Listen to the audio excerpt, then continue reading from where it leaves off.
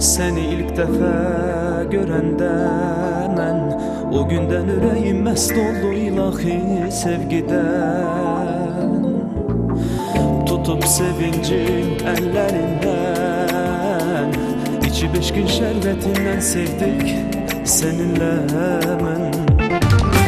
Beləcə keçirdi hər səhər, həsrət intizar bir gün bizə gəldilər.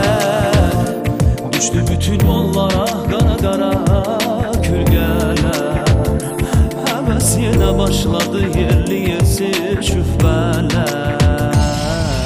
Sən sevdiyini qanma, dedikoduya inanma, yozub yozub ay qız, axırı çıxar bir amma. Amma sən yanma, oyan o qanma, İnan mənə ay qız, yolundan dayanma. Bir yerdə gülüm gedər.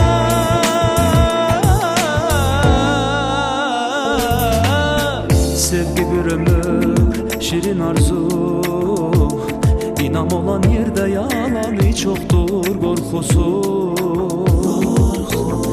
Tutup həsrəti qış yuxusu, ucalaq sədaqətdən sevək seninlə mən.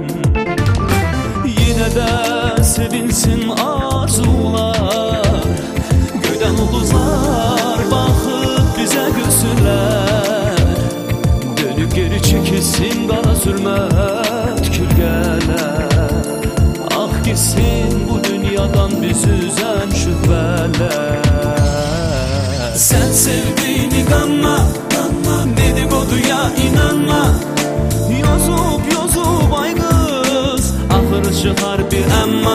Amma sən yanma, oyan o qanma, İnan mənə ay qız, yolundan dayanma. Bir yerdə gülüm gedər, gülüm gedər, gülüm gedər, gülüm gedər.